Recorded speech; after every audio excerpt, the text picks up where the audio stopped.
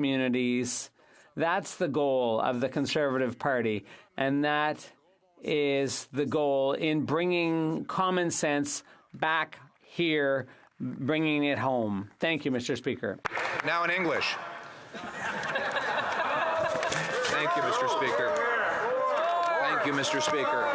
Thank you. I can only go where my caucus leads, and they're asking me to continue speaking, Mr. Speaker. Or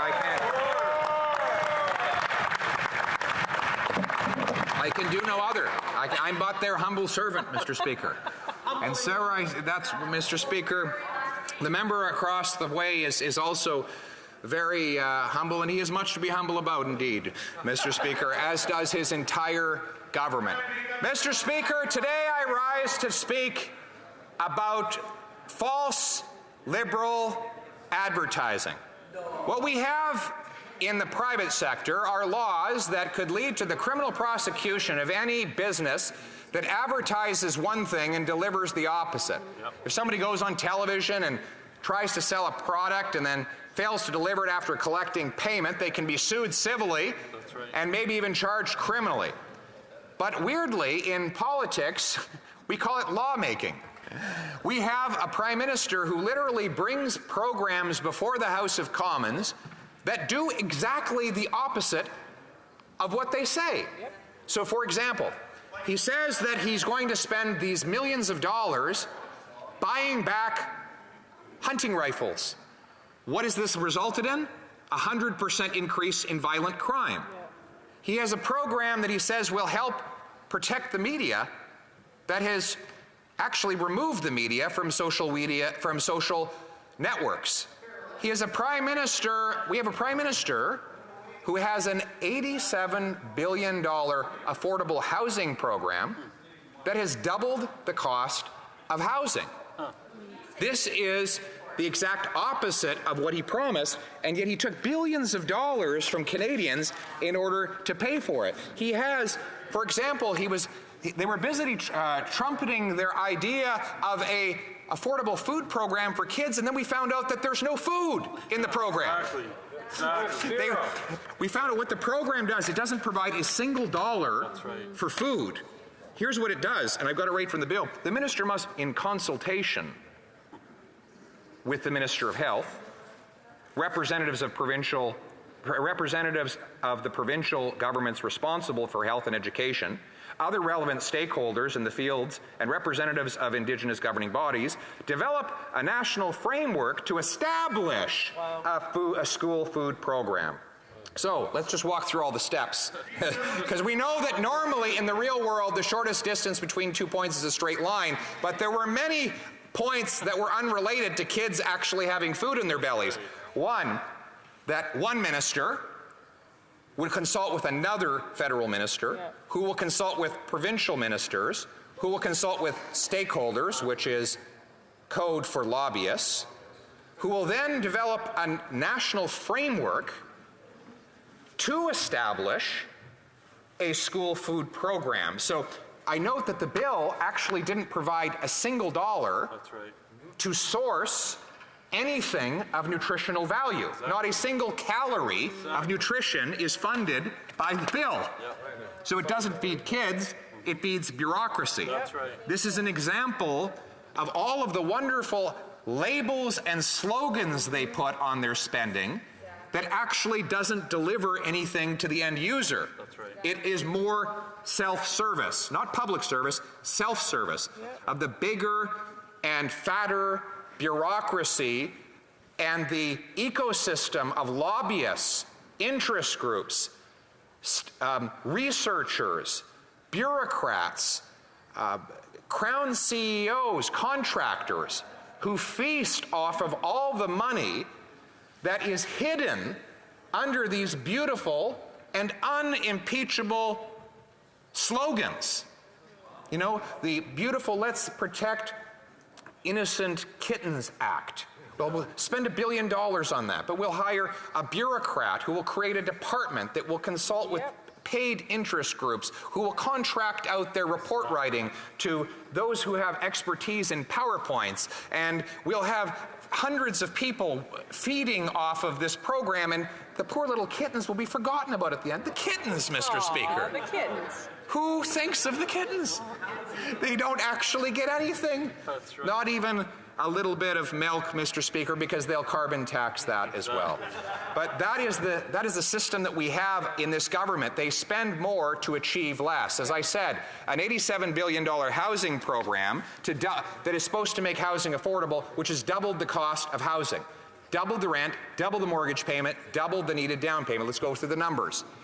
When I was housing minister, the average rent for a one bedroom was about $950. Now it's just under $2,000. Wow. The average mortgage payment on an average home, newly purchased, was $1,400. Today it's $3,500. The average down payment for a newly purchased, standard priced home was $20,000. Can you imagine that? No. You can't imagine it now. It almost seems quaint. $20,000 for a down payment. That was only 8 years ago. And now it's over $50,000. Now, the Prime Minister's main criticism of me is that I didn't have big enough bureaucracies at the same time as I was making housing affordable.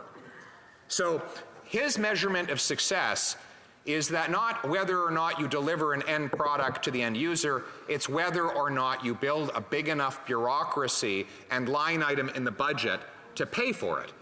Failing is bad, failing expensively is worse, Mr. Speaker. Boy, has he ever failed. I recently produced a documentary called Housing Hell, How We Got In and How We'll Get Out. Has anybody heard of it? I see some backbench liberals, some random liberals in the backbench over there have even heard of it, and it's nice because they don't really get put to any good use.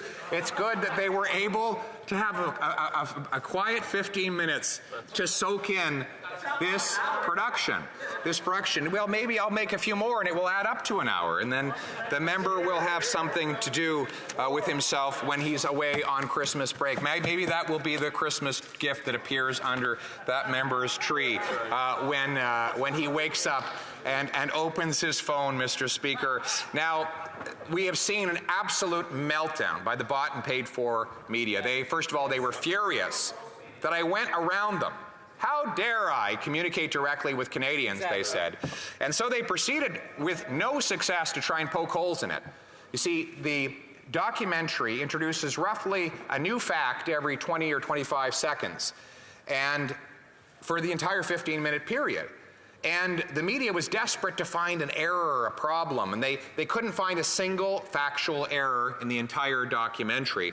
They tried, but let me review some of these undisputable facts because they're all publicly sourced with proof to show where they come from. For example, 9 out of 10 Canadians believe they will never be able to afford a home, a survey shows. That is a headline right out of the Milton Reporter on April 25th, 2022. It's so much worse now than it was back then.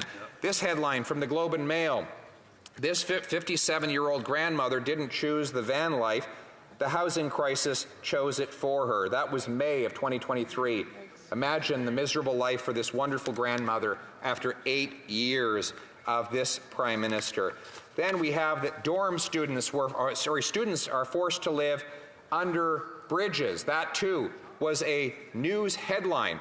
You know, you might say, well, why are you quoting the media of which you're critical? Because they fail to mention in any of these articles who is the Prime Minister that presided over this housing hell. They fail to assign blame to the person who actually caused the problem in the first place. And then the Radio-Canada recently desperately flailing around trying to find fault with my documentary said I had no proof that it takes 66% of an average family's monthly income to make payments on the average home.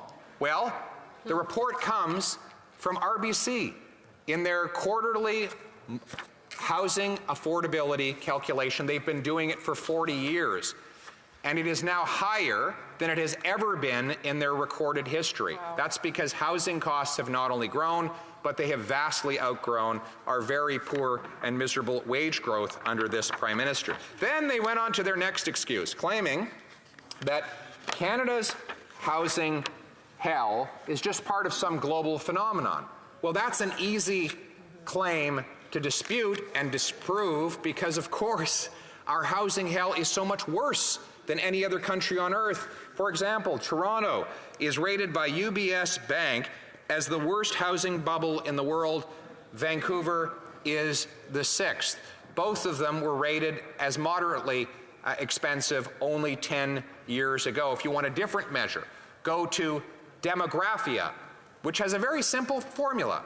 They divide the average house price in a country or a city by the average income. And based on that measure, Vancouver is the 3rd and Toronto the 10th most overpriced housing market in the world, worse than Manhattan, Los Angeles, Chicago, London, England, and even Singapore, a country with 2,000 times more people per capita, per square kilometer, excuse me, than Canada has. And therefore, you cannot simply look at the comparison with the United States. The average American housing prices, depending on the measurement, are 25 to 40% cheaper in border towns. Often, house prices on the Canadian side, 15 minutes away, are double or even triple the cost of south of the border. A two-bedroom in Kitchener now costs more than a castle in Sweden, Mr. Speaker. In fact, the OECD did a measurement of the growth in house prices relative to the growth in incomes in all of the roughly 40 OECD countries, and Canada saw the 2nd worst deterioration of housing affordability since this Prime Minister took office in 2015. So no, you cannot blame it on some global phenomenon. It is a uniquely Canadian hell, that is a uniquely here and now hell. The Prime Minister is responsible. I find they say, well, the Prime Minister really has nothing to do with housing. From the honourable member from Elmwood, Transcona. Thank you very much, Mr. Speaker. I noticed the time, and of course the Leader of the Official Opposition is entitled to take as much time as he wants, but some of us are beginning to wonder if he's running out the clock so that he doesn't have to take questions and answers, if he's afraid to take questions from the floor, or if he'll be leaving some time for members to ask him questions about his dissertation. I think while the honourable member is grabbing a glass of water, I know the honourable member, the parliamentary secretary, does have a point of order that needs to be done before. Mr. Speaker,